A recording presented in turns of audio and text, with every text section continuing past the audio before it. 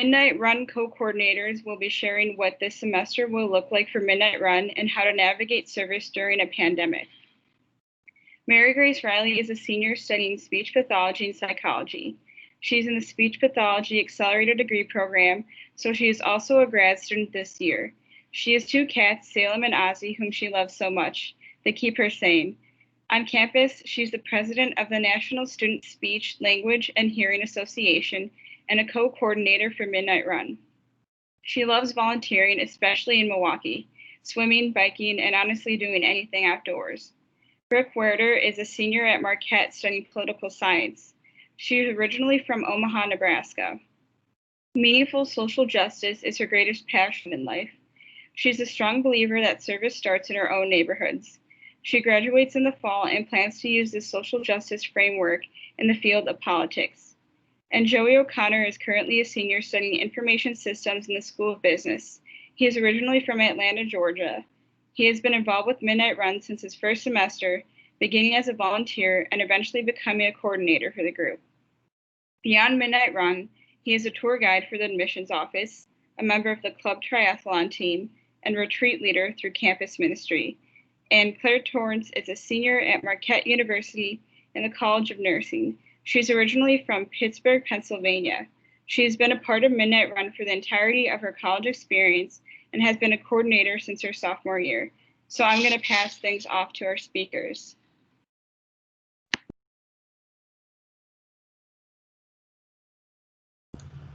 All right, hey everybody. So we're gonna actually start with a video. So this was, let me see if I can pull this up for y'all. I'm gonna share my screen and then we can show it. But this was a video that was made by a volunteer about pretty recently actually, so 2020 May. But this video is just kind of, it's gonna be 14 minutes long. It basically highlights kind of what a Midnight Run experience can look like, and it's from Vets Place. So let me see if I can do this. Oops. 1 second. Hey Brooke or Mary, can y'all do it? My computer doesn't want to let me share. My computer doesn't let me share screens either. I'm trying to. Here, I can do it. Let me pull it up.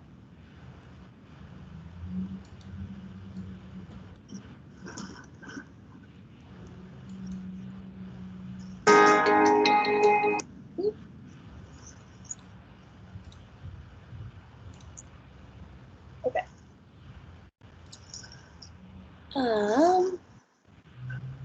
Okay, can you guys see my screen? Yes, perfect. Okay. Sweet. Okay.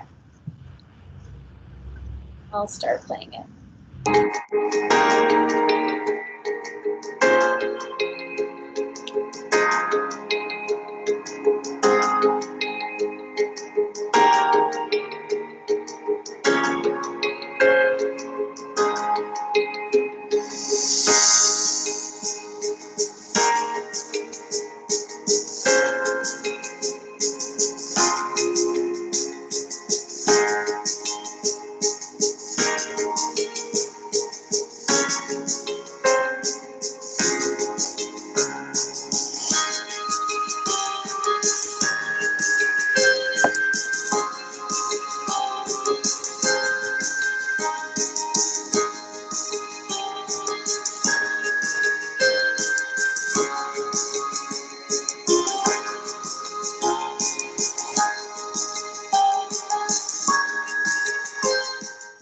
We got a lot of young veterans that have been to Iraq and Afghanistan. That's mainly what I hear from them. Wow, I want to go out and help people because I went to Iraq, I went to Afghanistan to help people, but I don't want to go into my community with a gun. I want to be thought of as a good person, right? Remember, our army is volunteer, our military is volunteer. I want to go out there and I want to really help people. That's why they joined the military. They still have that. That's what we're doing, giving them an opportunity to realize, right, that, hey, you are really who you say you are. You're a giving, helping person. So let's, go out and let's continue to do that, right? So that you have this healing experience balanced with that experience where you had to actually fire bullets at people.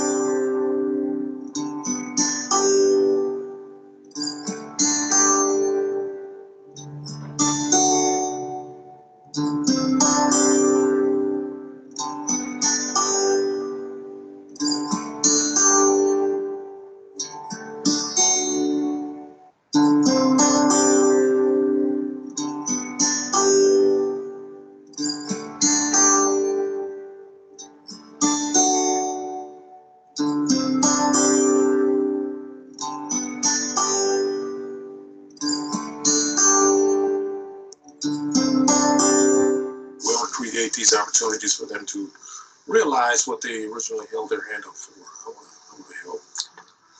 They're not draftees, they're volunteers. Guys out there, volunteers in the military, and they're just volunteering there. So we're just helping them realize who they really said that they are. So I wandered around for 6 years after being discharged from the Navy and not knowing who I was or where I was going or what I wanted to do. And I didn't start feeling any better until I started volunteering. When I was at the Milwaukee Rescue Mission, I was just basically sitting there, like, didn't really want to do anything, My main goal was just to get out of there. And by coming to Best Place Central and getting into the Bucks program, it's helped me immensely. When I got here, I was received by KU and other members so well. It was like, okay, this is where I should have been all my life. So there's really no reason for me not to be willing to volunteer. And the inspiration was, well, if I'm changing, I might as well just go ahead and Spanish. I've worked at soup kitchens and, volunteered in homeless shelters and places where, we're feeding the public. And it's always nice, just to see the joy in people's faces, because I know how it is to starve. I know how it is to not have anything to eat, going days without food. And, it's always having a service that can feed these people and give them clothes and anything that's really helping these people.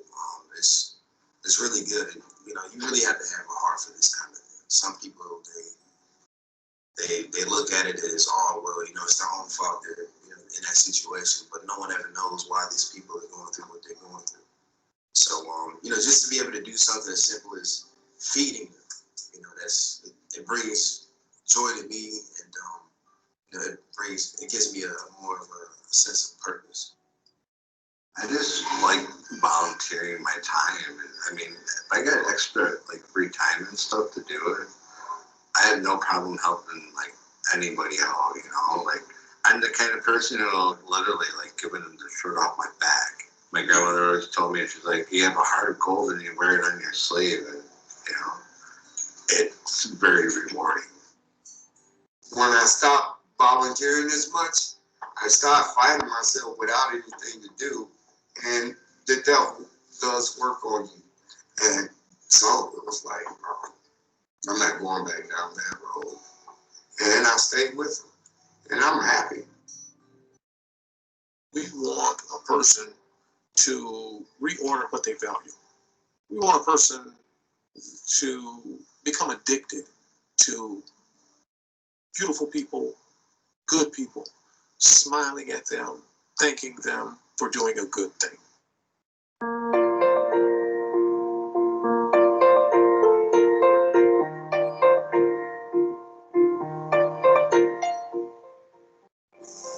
And that's where I come in. Every Thursday, KU introduces myself and a group of other students to the veterans and explains to them that we'll be helping run the Bucks meeting that evening. We get up at the podium one by one and present a volunteer opportunity to the veterans. Through this, we have become their friends and we have learned so much. We want to instill a positive feeling right out of the gate. And when we have, in the last, 8, 9 years that we've been interacting with our students, we want to make them feel like this country is theirs to inherit it. And we're going to keep making it a great place to be by our own examples of helping each other make our community a better place. They're our future. They have the same feelings that you have toward veterans, and we're going to have love and respect for them because they are our youth, right? And we want to know that our youth can reach out to us from the obvious age gap that we have, and we're going to help each other along, right? Freshman year, I signed up through a club at Marquette to volunteer with the veterans every Thursday.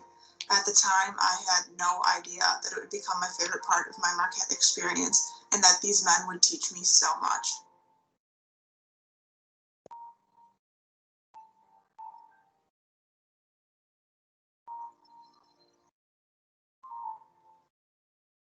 I'll be the first to admit, I was a little hesitant before I signed up for VPC because I really quite honestly wondered how I was going to be able to relate to people who I assumed that I had nothing in common with. And here I was, 20-something female college student who was about to volunteer with men, anywhere from their 30s to their 60s, who were veterans and were battling drug abuse issues and homelessness, PTSD, and I really thought, what am I going to be able to bring to their lives to enrich it, and vice versa. At the end of the day, we're all just human, and we're trying to, figure out that our lives have value, and what is that value that we can be bringing to the world. And at 22, I never thought I was going to be having conversations with people who were confiding in me that they had lost all hope for their lives. But after witnessing firsthand the transformative power of volunteering, I stand firmly behind the idea that volunteering can change a person's life. Volunteering is important as a whole because not everyone is in the same situation. Some need a little extra support and guidance to get by, and others are in the position to give in some capacity. Often we find ourselves in both situations, and the constant cycle of giving and receiving is something that I think is a part of human nature. And the compassion shown is surely a beautiful thing. The beautiful part of service, in my opinion, is that you're never really quite realize just how profound of an impact something as simple as sharing a meal with someone or asking them about their day can be, and helping you to understand yourself and your place in the world. I have truly enjoyed volunteering at Best Place Central, and it's something I will always hold dear in my heart. They helped to change my views on life and really broaden my perspective. I formed relationships that I'm going to hold dearly for years to come. Months later, those same men who thought they were at the end of the rope, are now confiding in me that they have the keys to their new apartment and they're 3 months sober and they have a new job lined up. And trying to put into words the incredible weight of that feeling, is something, quite honestly, that I still struggle to articulate.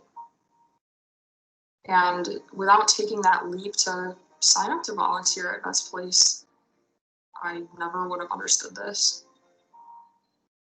They're heroes in service, they're heroes in dedication to a cause, they're heroes to each other and even to themselves sometimes. I could go on and on about the sacrifices that they have made for the sake of others, and really just look up to them for everything that they do. These veterans are heroes to me because they've given back so much to their country and to the community.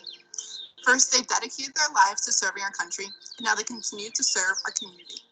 Seeing them volunteer in the community is inspiring because they're willing to continue to give back after they've already given so much.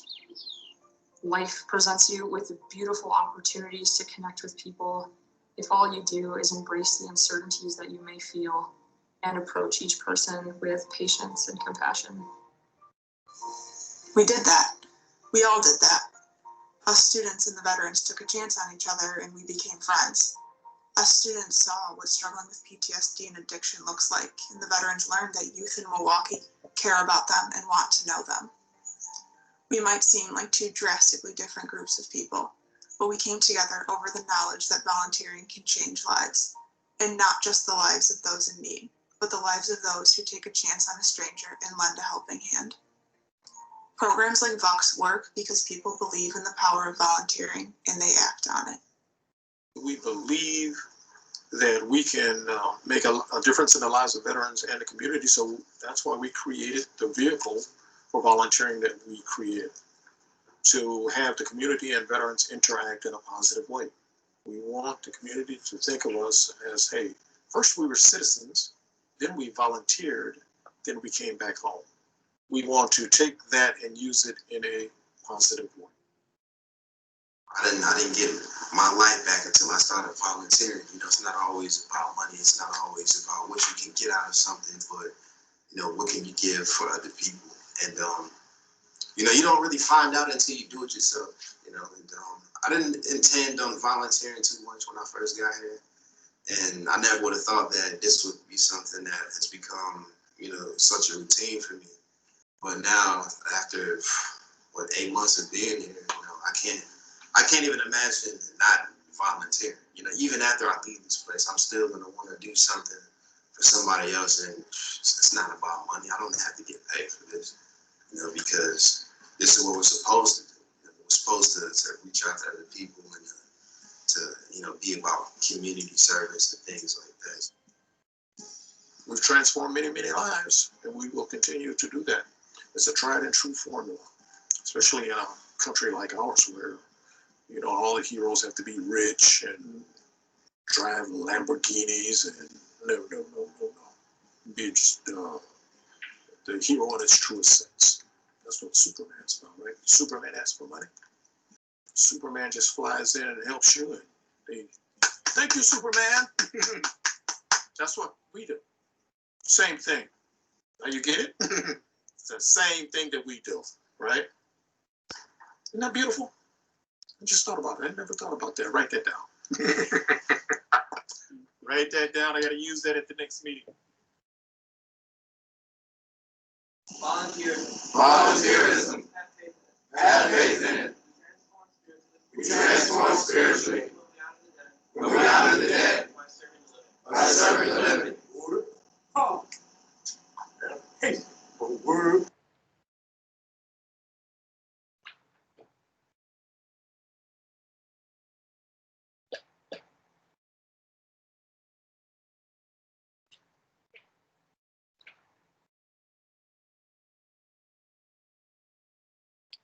Wow, that really made me miss volunteering.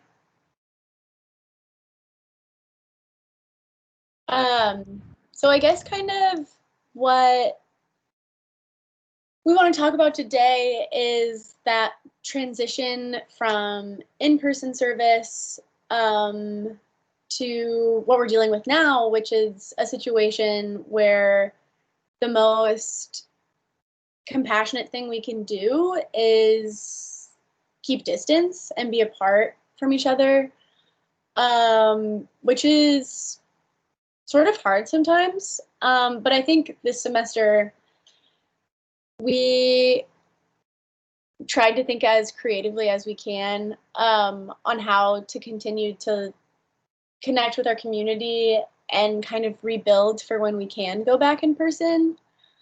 So this semester, instead of going out in person and doing like what you saw in the video at Beth's place, or some of the footage was from St. Vinny's North, which is a meal site too. We have transitioned to more from like active service to mindful learning. So we're having these conversations grounded in anti-racism to like build our organization better for when we can go back in person. Yeah, Joey or Mary, do you have any thoughts? I just think that, like Brooke said, we're just really kind of get people in the right mindset, because I feel like a lot of times when people come volunteer, they just volunteer because it's something that they think they should do or something that they're really passionate about, but they don't really understand all that's behind it. So I think this is the perfect opportunity to kind of work at starting at the base and helping people understand why they're volunteering and the struggles in our communities we're facing specifically in Milwaukee, and how our volunteering can help help people in those situations type thing.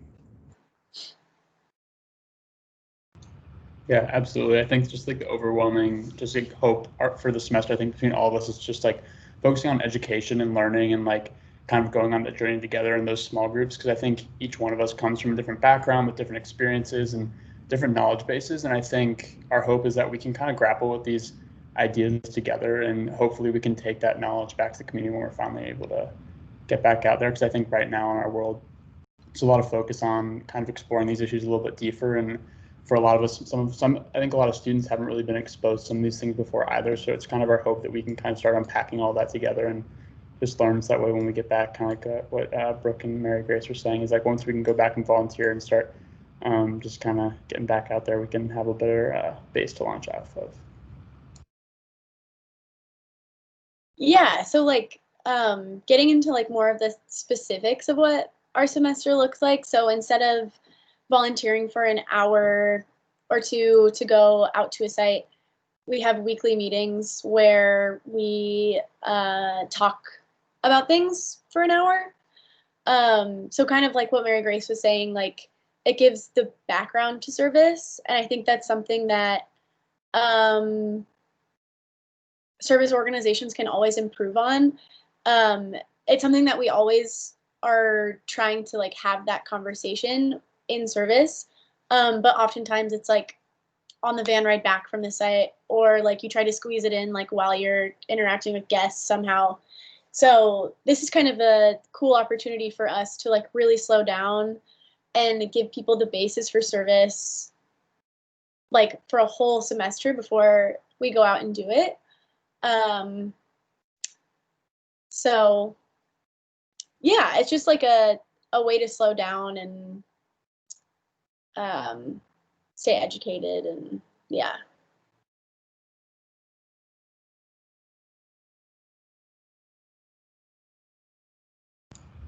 Brooke, do you want to maybe talk a little bit like specifically about the roundtables and like kind of how we got to like that idea of the roundtable, and then like how we're organizing this semester with like our themes and like kind of what it's looking like? Yeah, so this summer, me and a couple of current and former members of Midnight Run participated in a book club surrounding the book Me and White Supremacy, which is, it started off as like I think it was a 30-day Instagram challenge where the author posted prompts about sort of unpacking our relationship with white supremacy, how we're complicit, and then also like action to be better and to work on and to be conscious and continue to have those conversations. And it's led by a grad student who is a Trinity fellow. Her name is Hannah, and she's doing another round of this education. She's like very cool. If anyone wants her email, I can send it. But we were inspired by that kind of like book club format, because I think a lot of people, especially our age, are in this moment hearing a bunch of new information and kind of unsure where to go from there, and unsure how to act and how to use that information in a positive way instead of a way that just kind of weighs you down. So we took inspiration from that format to just encourage open dialogue and compassion, because those are sort of the main tenets of Midnight Run anyway, and I feel like this is the best way that we have right now to sort of keep the spirit of Midnight Run alive, even if we can't, you know, go back to Vet's Place or other Milwaukee sites. Yeah.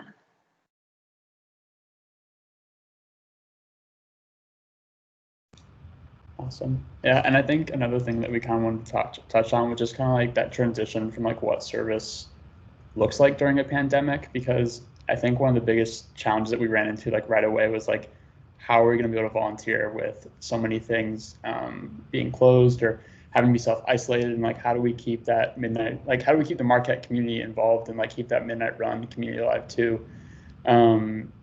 And I think one of the biggest things is like, how can we like stay connected while also keeping the distance? And I think together we've been like trying to like game plan, and right now the roundtables is kind of step one of that, but it's also how do we keep in touch with all these different amazing programs and communities that we are connected with and sites that we've worked with in the past. So it's interesting because we have a lot of like, we talk to a lot of our different programs and sites that we partner with, and most of them like are either closed entirely, which is kind of hurts because like the communities, there's still a need out there, and sometimes there are opportunities, but it's not safe to necessarily send Marquette students there.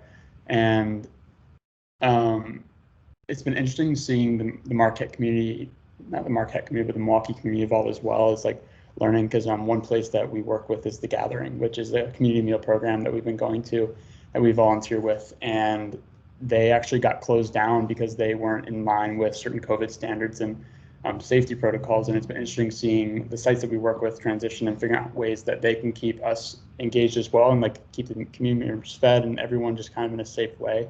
And I don't know, at Brooke, Mary Grace, do you want to kind of talk a little bit more about too, like how we've been working with staying connected and like what our successes and struggles have looked like with the pandemic happening in terms of service? Yeah, I was gonna add on to what you were saying. Like you mentioned the gathering before they or after. Did they just shut down? They opened back up. It was like pretty much. It was Like pretty, before. That's what I thought. So and now, like our big thing with Midnight Run and just volunteering in general is the connections between us and the guests, and I think that that is one of the big struggles. We obviously don't have that if we don't go to the sites, but the sites that are still open, we have to, remain distanced, not really have any contact with them. Usually we're able to socialize, mingle, get to know everybody, and we don't get the opportunity to do that. So I think that is much harder on both ends for us as volunteers and also for the guests because it's more of like that assembly line, like get your food, get out. There's no fellowship, there's no gathering, there's no personal connection. I think that's really hard because that's something like we all get a lot out of that connection. We learn a lot from the guests and the guests take a lot out of our conversations. And so that's definitely been a big struggle is not being able to have those close connections, I think. And they still appreciate what we do and everything, but it's just very, very different not being able to be so close to them.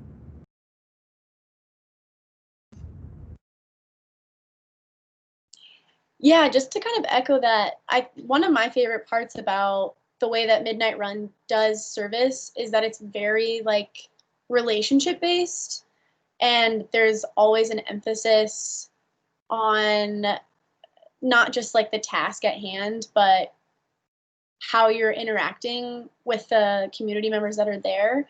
And I think I can speak for all of us when I say that we've made like true friendships through these partnerships. And one thing that we always try to do is to break down that sometimes awkward barrier between like volunteer and community member. And like sometimes there's even a physical barrier there, being on the other side of a food service line. So we're constantly trying to emphasize conversation and treating all human beings with dignity and respect, and emphasizing their humanity as people, not as people who are receiving a service. So that's my favorite part of Midnight Run that I hope we can keep alive. But yeah.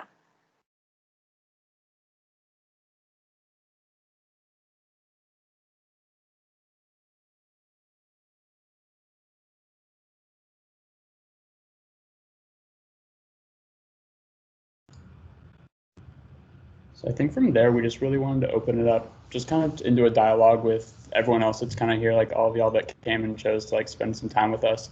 If you have any questions, if you have any thoughts, really just wanted to open up, kind of have a conversation, because I think even us, we're still learning a lot too, because it's been only been a few months and we're just kind of starting off these roundtables and trying to figure out what things look like. So we'd love to kind of hear from y'all if you have any questions, thoughts, or anything like that. Yeah, or if anyone has like any experience like in any of their transition with social justice work in the pandemic, we would love to hear any of those thoughts too.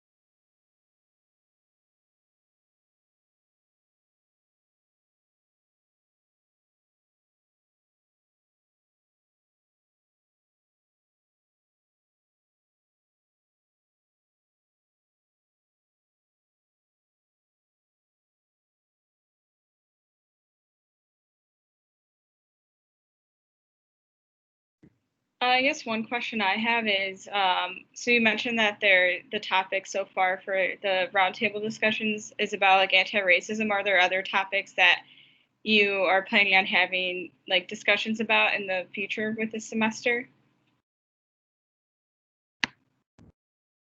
Yeah, we're also going to touch on voting rights. We think that kind of ties in a lot with racial injustices as a whole, and then to kind of just educate more on registering to vote and making sure we get a vote, and also on the edge of people who can't vote and kind of like who we're voting for in this process. You know, all the people who have been incarcerated or can't register or aren't legal immigrants here and stuff like that. And so I think that's a big thing. They tie in really closely together. And also with the anti-racism topic, a lot of it's very like multidimensional.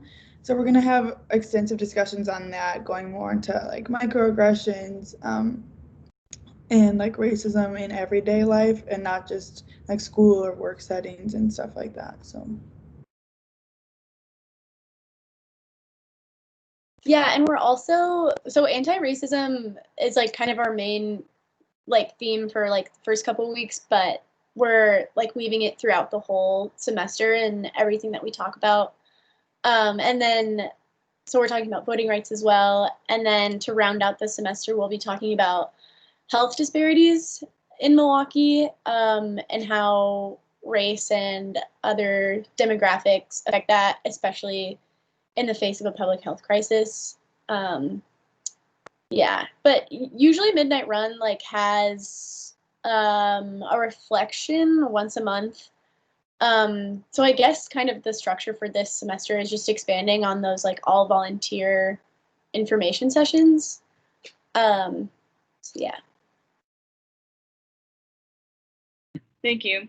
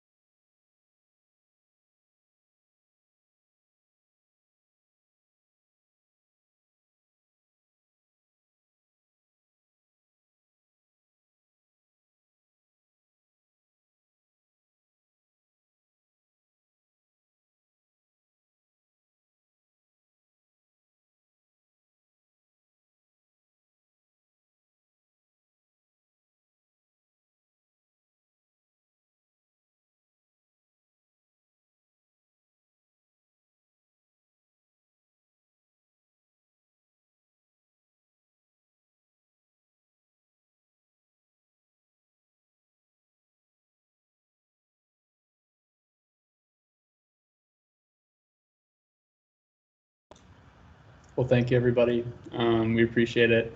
I hope you ever like get something out of it. I mean, I think we were just happy to share kind of what we've been working on the last couple of weeks. We're definitely still learning, growing, and changing, and I think we're all excited to kind of see where this will go and how we can grow together. I think with everything going on, we're all constantly learning new things and being exposed to new things. So we're excited to kind of keep those conversations going, and we hope you are too. And we appreciate you spending some time with us. And if you'd like to sign up for Super Substance email list, I've attached the link in the chat. And also next week, Soup will be at the same time at noon on Microsoft Teams, and the topic for that Soup will be Hispanic Heritage Month. So thank you everyone for coming. Thank you Joey, Brooke, and Mary Grace for speaking. And hope everyone has a great rest of your day. Yeah, thank you, Amanda. Yeah, thank you so much for having us. Thank you.